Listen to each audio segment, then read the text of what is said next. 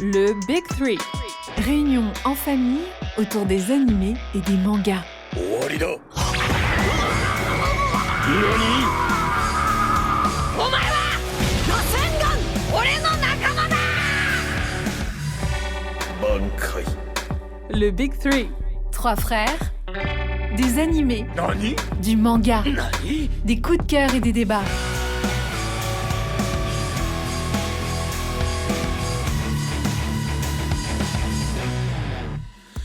Bonjour à toutes et bonjour à tous. Bienvenue dans l'épisode 11 du Big Three, notre rencontre hebdomadaire centrée autour des mangas et de la pop culture. Les 3 gens sont présents. Jean-Jacques. Yo. Jean-Marc. Yo.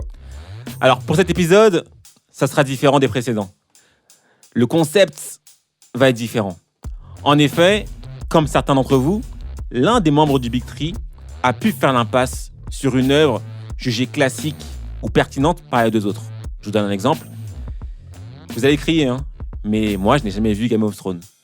Et ça fait longtemps que Jean-Jacques me bassine avec ça en me disant « Jean-Louis, il faut que tu regardes Game of Thrones. » Il n'a pas réussi à me convaincre pour l'instant, peut-être qu'il va y arriver. Eh bien, on va faire la même chose. Et donc, on va essayer de convaincre l'un des membres du Big Three de commencer une œuvre qu'on juge pertinente. On espère, par ce biais, également convaincre ceux qui n'ont pas eu la foi de commencer certaines œuvres, de le faire. Alors, on va se donner 30 minutes pour le convaincre. Jean-Jacques et moi, on va essayer de convaincre Jean-Marc d'attaquer l'animé de Hunter x Hunter. L'épisode sera donc sans spoil significatif. Jean-Jacques, est-ce que tu peux nous faire un bref résumé de l'œuvre et nous parler un peu de son auteur, s'il te plaît? Attends, avant de faire un petit point sur l'œuvre, moi, ce que je tenais à dire, c'est que si Jean-Marc, on arrive à le convaincre, il va essayer de regarder, on va dire, une dizaine d'épisodes. Et sur le prochain 30 minutes pour convaincre, il nous fera un petit débrief de s'il a aimé, si les 10 épisodes qu'il a regardés lui ont donné envie de poursuivre ou pas. Bon, si on fait un petit point sur l'œuvre, Hunter x Hunter est donc une série japonaise de manga, écrite et dessinée par Yoshiro Togashi, prépubliée depuis 1998 dans l'hebdomadaire Weekly Shonen Jump de l'éditeur Shueisha et est compilée en 37 tomes. La version française est publiée aux éditions Kana. Il y a eu 2 adaptations animées de l'œuvre, une qui date de 1999 et une autre de 2011, disponible sur Netflix. Et il y a aussi 2 films d'animation. On va suivre dans ce manga les aventures d'un petit garçon de 12 ans, Gunfrix, qui rêve de devenir hunter. Donc hunter en anglais ça veut dire chasseur. Et dans cet univers, les hunters c'est des citoyens d'élite. Ils ont une carte et avec cette carte ils peuvent accéder aux meilleurs postes. Ils peuvent tout faire. Ils peuvent être chasseurs de primes, cuisiniers, archéologues. Mais c'est un statut dans la société qui leur permet d'avoir énormément d'avantages. Et ce petit gamin de 12 ans, il recherche son père qu'il ne connaît pas directement, mais qui est considéré comme l'un des plus grands des hunters de tous les temps. Donc c'est vraiment quelqu'un de grand, mais il ne le connaît pas. Et il espère qu'en devenant hunter, il parviendra à retrouver son père.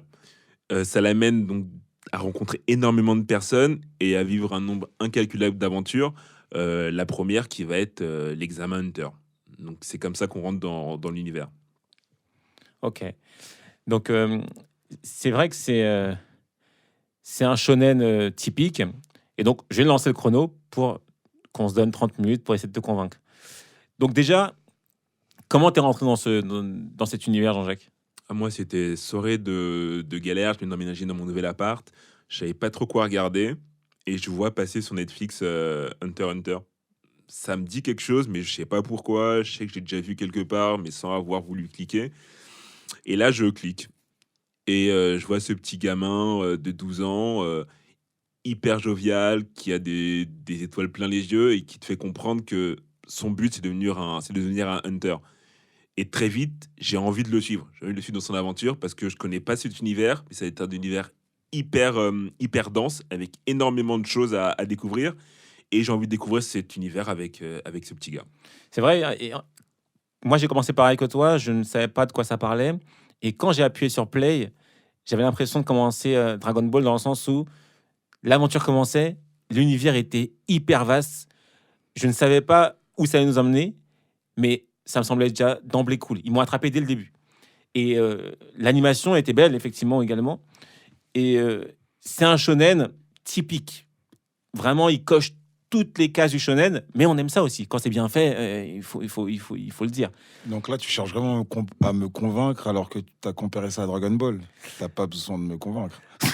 Ouais, mais c'est plus subtil que Dragon Ball sur plein d'aspects. Dragon Ball, c'est notamment le système de pouvoir. puissance. Ah oui. Ok. Le système de puissance, Dragon Ball Z, ça va être le ki. T'as un ki de 10 000, ben voilà, on sait que t'es solide. Dans Hunter x Hunter, c'est différent. Ça s'appelle le nen. Et le nen, je sais que t'as vu Jujutsu Kaisen. Moi, en tout cas, ça me fait penser un petit peu à la force occulte, dans le sens où la force occulte, quand tu regardes Jujutsu Kaisen, tu dois comprendre comment la personne en face de toi maîtrise son pouvoir. Ok. Et en gros, c'est pas de la force pure. C'est une capacité, en fait, à utiliser cette force occulte qui te permet d'être fort ou pas fort. Et en gros, moi, le nen, c'est comme ça que je l'ai perçu. Je sais pas, toi, C'est comment beaucoup tu plus le- compliqué que ça. Le nen, c'est très compliqué parce que dans le nen, il y a 4 sous-catégories de pouvoir que je vais pas détailler. Et c'est technique. C'est-à-dire que en fonction de sur quoi tu vas être fort, tu peux avoir un nen pas très important, mais si les personnes en face a un nen important sur un point, mais sa faille, c'est ce sur quoi tu es fort, tu peux le battre. C'est vraiment très technique et en fonction de tes caractéristiques, tu peux battre un adversaire qui aura un nen plus important parce que ton nen est juste atypique ou tu maîtrises plusieurs particularités. C'est vraiment technique. Le nen, je ne sais pas comment il a pu inventer un système aussi compliqué que ça, mais rien que ce système de puissance, il donne un intérêt à l'œuvre parce que tu ne peux pas savoir à l'avance qui va gagner en fait. Ouais, mais dans l'idée, tu es d'accord avec moi que ça rappelle un petit peu Jujutsu Kaisen, dans le sens où quand tu as un ennemi en face de toi de Jujutsu Kaisen, tu dois comprendre comment fonctionnent ses pouvoirs avant de pouvoir potentiellement le battre. Peut-être tu n'as pas besoin de ça. Ouais, c'est vrai. Il est fort. C'est vrai, mais dans Jujutsu Kaisen, quand même, quand il est fort, quoi. Oui, Quand mais Go- tu prends un Todo. Tu prends un Todo, il est fort, certes, mais en plus de ça, il a une capacité qu'il faut réussir à comprendre et à déchiffrer. Ouais, mais ça, c'est des techniques spéciales en vrai, tu vois. Même ils en ont tous. Dans Ouais, Jujutsu Kaisen. ouais, c'est Et c'est vrai. exactement pareil dans Hunter x Hunter. Et c'est ça que j'ai trouvé assez lourd, c'est que le système de pouvoir, il est hyper élaboré. Ouais, À l'heure actuelle, je suis même pas sûr de pouvoir t'expliquer. Non, mais Pour te il y dire a- à quel point il est élaboré. Il y a beaucoup de gens qui ont vu Hunter x Hunter, ils sont incapables de t'expliquer le système du nen. C'est vraiment Et hyper j'ai une technique. question quand même principale. Mhm. Il y a de la bagarre. Il y a de la Franchement, il bagarre. y a de la bagarre comme jamais. Ah ouais et je pense que en termes de combat, tu as des combats qui sont vraiment légendaires et surtout, tu as des antagonistes qui sont hyper charismatiques. Alors, on va être obligé de citer des noms parce que ceux qui ont vu l'heure, ils savent de quoi on parle. Mais tu as un des méchants qui s'appelle Hisoka, par exemple, c'est un clown hyper malaisant. Il est bizarre. Tu sais pas en fait c'est quoi son but dans la life. Lui, il dit que son but, c'est juste de pouvoir se battre contre les plus forts. Et donc, il passe l'examen dentaire au début. Tu vois qu'il est dans la promotion. Et il est très bizarre. Et son pouvoir également, tu ne le comprends pas. Il est trop technique, ce gars-là. Pareil, t'as un groupe qui s'appelle la Brigade Fantôme et qui me fait beaucoup penser à la Katsuki de Naruto. En gros, c'est un groupe de 13 membres qui sont des tueurs. Et c'est le groupe de tueurs le plus fort de l'univers de Hunter. Et ce qui est fun, c'est que ces 13 membres, c'est des potes entre eux. Et ils font des missions, mais ils sont rarement tous les 13 ensemble, en fait. Ah, ok. Ils partent en détachement, ils vont faire des missions, ils vont faire ce qu'ils ont à faire. Et pour entrer dans ce groupe, il faut que tu défies l'un des membres en duel et que tu l'élimines pour prendre sa place. Et dans ce Ah, ça groupe-là... reste un groupe de 13, quoi. Exactement. Et dans ce groupe-là, chacun a des caractéristiques, mais... de vraies caractéristiques. Et comprendre les pouvoirs de chacun, c'est pas facile. C'est pas facile parce que, comme je t'ai dit, chacun dans cet univers-là peut développer son nen d'une façon différente. Si bien qu'à chaque fois, quand tu penses avoir compris, bah, en fait, t'as pas compris. Et ça, c'est hyper intéressant parce que ça te permet de te creuser un petit peu les méninges pour voir comment la personne en face de ce méchant va réussir à s'en sortir. Ok. Et là où tu vois que c'est fort également, c'est que quand tu regardes Hunter x Hunter, tu vois que il a inspiré certaines œuvres. Ça veut dire que là, par exemple, je t'ai parlé de la Katsuki. La Katsuki, ça vient après, en fait. Naruto, ça vient après. Et donc, tu sens que l'auteur Naruto s'est inspiré de Hunter x Hunter. Et également, sur un point, dans le groupe de potes que Gon a, il y a un des protagonistes, et ça, c'est pas un spoil parce que très rapidement on le sait, qui a une capacité en termes.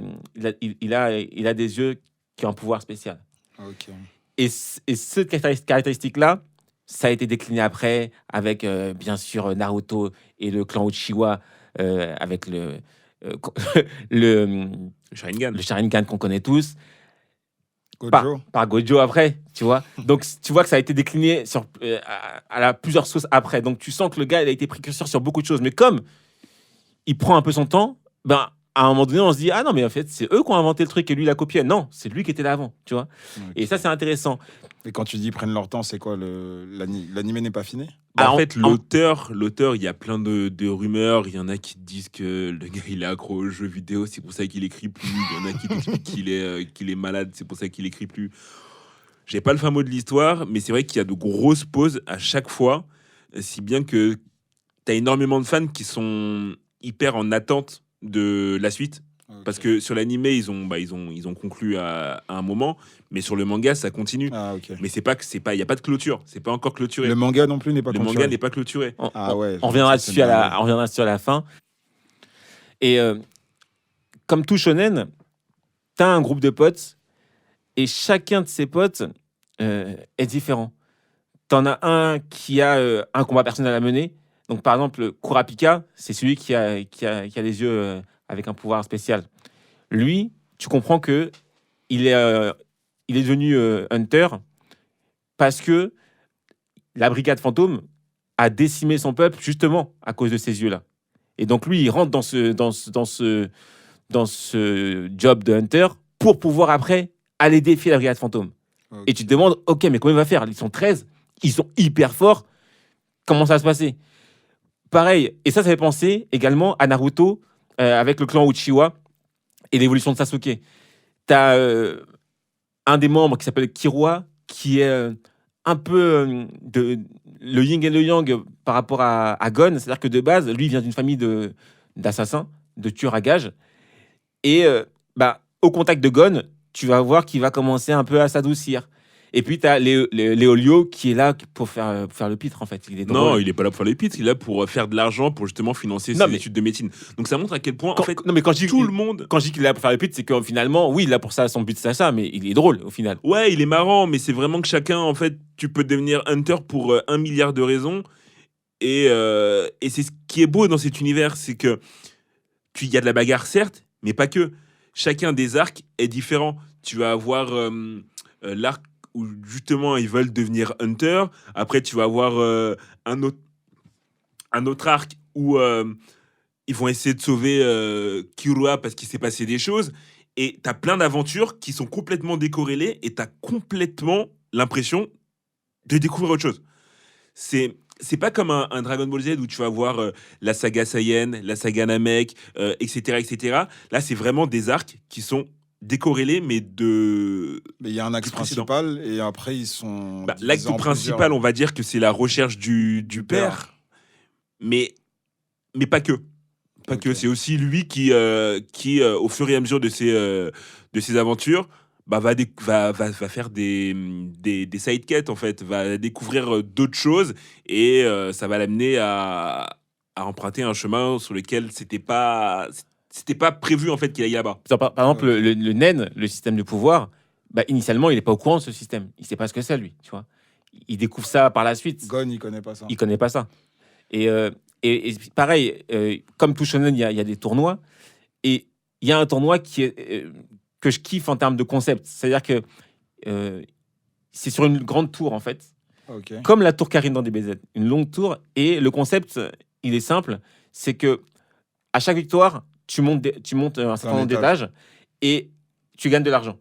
Ok. Et donc, plus tu montes, plus tu gagnes de l'argent et plus tu évolues et tu gagnes des pouvoirs. Et c'est intéressant parce que, alors je ne vais pas dire ce qu'il en est, mais à partir du 200e étage, il y a un système différent, il y a des règles différentes que tu apprends. Et pareil, ça, c'est hyper cool. C'est hyper cool parce qu'il a pensé à vraiment beaucoup de choses. Et là, quand tu me décris Gon, j'ai l'impression, il me fait un peu penser à Izuku Midoriya dans My Hero Academy. Alors, En mode un Gon, gars qui essaye de pousser les gens, qui est grave altruiste, ouais, qui ouais, pense pas trop à lui, quoi. il y a de ça. Entre guillemets. Il y a de ça, mais moi je vois plus un Goku en fait, Moi, je vois plus initialement. un Goku Ouais. enfant. Ouais, un Exactement. Goku enfant, parce que Midoriya, il est quand même très conscient de l'univers dans lequel il évolue. Gon, c'est un petit peu... c'est un enfant qui va découvrir le monde. C'est un Ok. enfant qui va découvrir le monde. Midoriya, il est très conscient du monde dans lequel il évolue. Il est très conscient qu'il y a vraiment des grands méchants. Et Ouais, ouais. lui, Gon, vraiment, il part avec sa canne à pêche. Parce que pour le coup, son arme, une de ses armes, c'est une canne à pêche. Il part avec sa canne à pêche à affronter le monde. Ok. Il est très, très naïf dans son approche du monde. Ok. Et par la force des choses, il va évoluer également. Ça, c'est cool. Toi, Jacques, qu'est-ce qui t'a plu d'autre dans ce manga, du coup? Ce qui m'a plu et ce qui a plu à pas mal de gens, parce que on avait fait le test, on avait demandé sur Insta aux gens de quelle œuvre ils auraient aimé souhaiter qu'on parle, et Hunter x Hunter a été plébiscité. Encore une fois, c'est le côté, comme tu l'as dit, méchant iconique. T'as vraiment des méchants, tu les vois, ils sont pas méchants pour être méchants, certains le sont, mais t'en as d'autres qui sont méchants par la force des choses. Par la force des choses, et de leur point de vue, ils sont pas méchants. Ok. Donc partant de là, la comparaison va être un petit peu grosse, mais tu prends un SNK, en fonction du camp dans lequel tu te places, c'est l'autre le méchant. Ok. Donc tu fais tout pour le détruire, parce que c'est lui le méchant et que toi tu es dans ton bon droit. Et dans cet animé-là, j'ai retrouvé un petit peu ça, ce côté absence de manichéisme. À plein de moments, tu vas avoir le côté, quand tu prends la brigade fantôme, ils sont méchants, il n'y a pas de feinte. Mais tu prends le roi des fourmis, Meruem, c'est plus subtil que ça. C'est plus subtil que ça. Et pareil, pendant cet arc-là, tu découvres énormément de personnages, parce qu'il y a énormément de personnages, et tu t'attaches.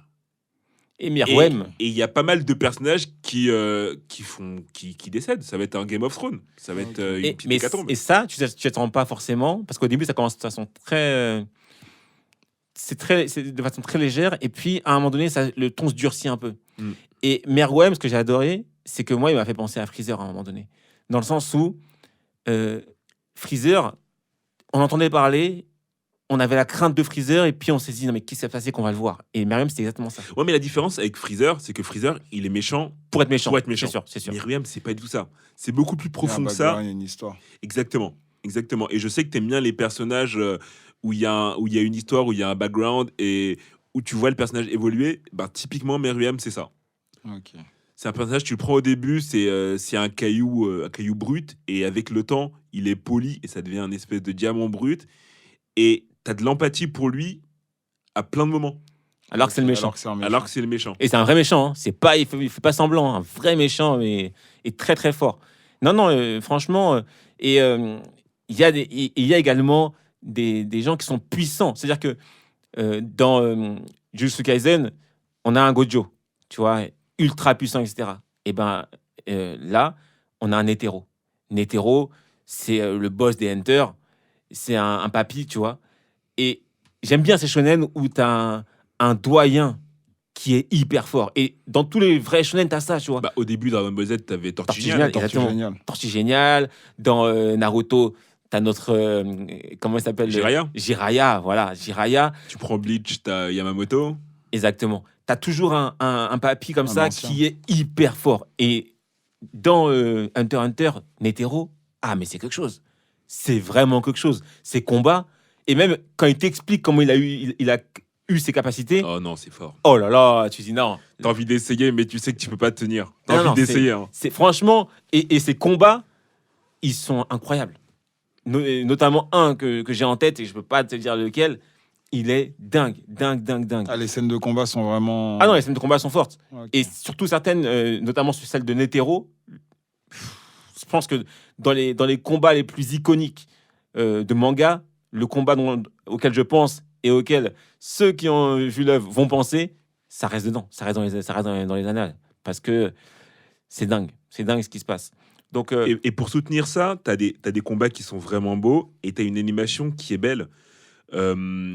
Honnêtement, quand tu commences l'œuvre, t'as du mal à décrocher parce que t'as envie de retourner dans cet univers qui est très coloré, enfantin à des moments, mais très adulte à d'autres. Et c'est cette espèce d'équilibre qu'ils ont réussi à trouver, qui donne envie de poursuivre et d'évoluer avec le personnage principal et avec ses collègues.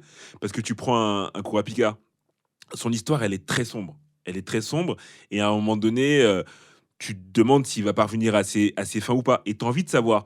Et la façon dont il met en place certaines choses pour éventuellement réussir à parvenir à ses fins, tu as envie de voir si ça aboutit. Tu as envie de voir à quel point le mec est déterminé. Et ça, dans les mangas, c'est quand même beau quand tu arrives à voir quelqu'un qui est déterminé. C'est un peu comme dans Demon Slayer. Tu prends Rengoku. Il était déterminé au point qu'il était prêt à en mourir.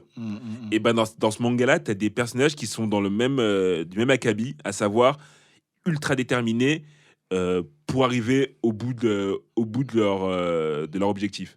Ok. Et ça, c'est hyper motivant, et ça donne envie de poursuivre pour voir si tous les personnages vont débloquer ce trait de caractère ou pas. Et moi, il y a un truc qui me freine énormément sur les animés, c'est par rapport au nombre d'épisodes. Il y en a beaucoup, il y a beaucoup de saisons. Comment ça se passe? Je vais pas te mentir, il y a beaucoup d'épisodes, mais honnêtement, ça passe hyper vite. Il y en a 62. Si tu veux Il y a savoir. 62 épisodes, ça part hyper vite. De 30 minutes? 20 minutes. 20 20 minutes minutes par épisode. Tu vas avoir des arcs qui sont un petit peu plus longs que les autres. Je vais pas te mentir, je sais que moi, il y a un arc que j'ai trouvé un petit peu étendu et un petit peu poussif. Mais dans l'ensemble, honnêtement, le temps, tu le vois pas passer. T'es à l'épisode d'après sans t'en rendre compte. Ok. Et de toute façon, là, le deal, c'est si ça te plaît, tu commences, tu regardes 10 épisodes. Ah, Donc mais c'est pour ça, il faut que je sache quoi m'attendre. Non, mais tu vois, si tu commences les 10 épisodes et tu as envie de faire le 11e, c'est que t'es dedans. C'est que t'es rentré dedans, c'est tout. Après, combien il y en a, s'il y en a même 100, t'es dedans. Moi, je pense que tu vas mettre play sur le premier, tu vas vouloir enchaîner parce que il y a tout ce que tu kiffes. Et à des doses qui font que la recette est bonne. Après, c'est vrai que le combat, je sais pas si d'entrée de jeu, on en voit beaucoup.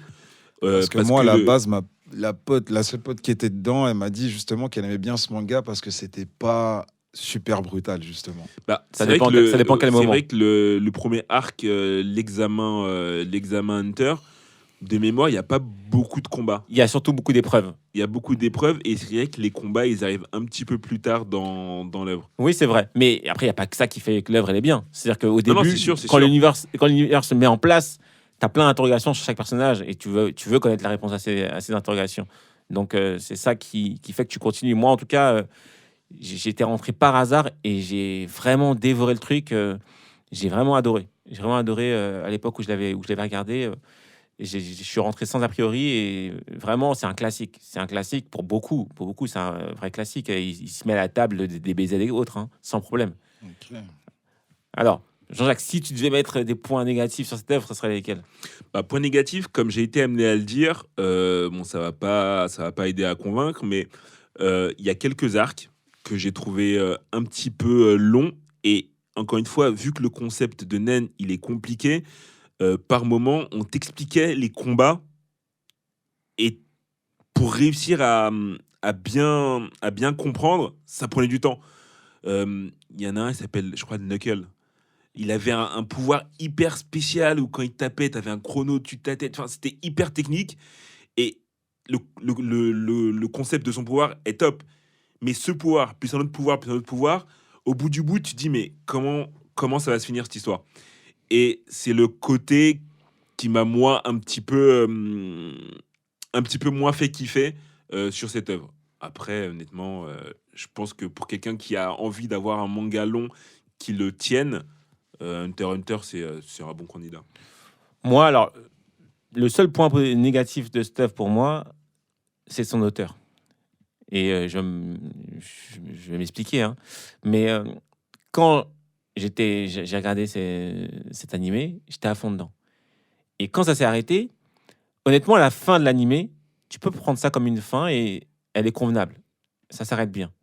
Mais il reste des mystères qui restent en suspens. Et moi, je n'aime pas finir une œuvre en ayant encore des questions.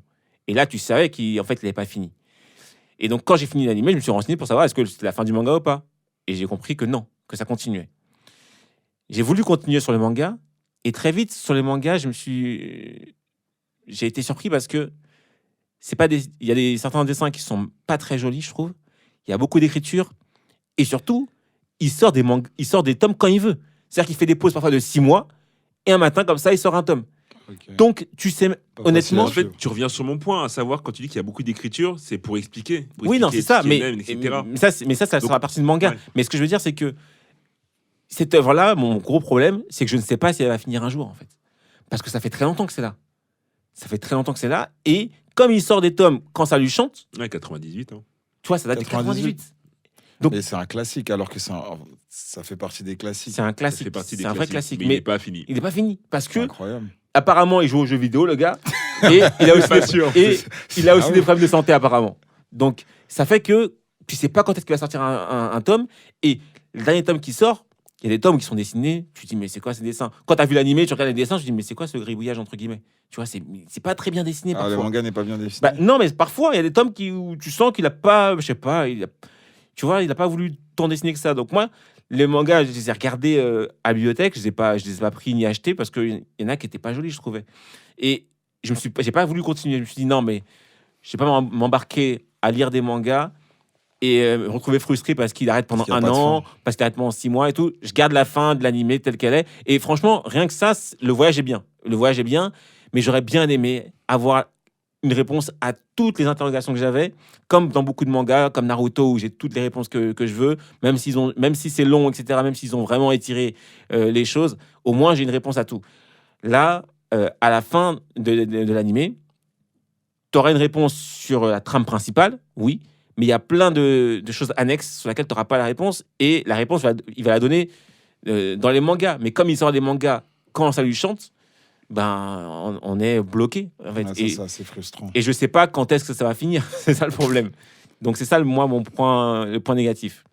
Et quand tu me dis l'anime finit bien, c'est-à-dire que quand Ça- tu finis l'anime, tu peux te dire, bon, Ça C'est peut ça. être une fin. Contenté. Ça peut être une fin, c'est ça. Ça peut être une fin, tu te dis pas, ah mince, mais...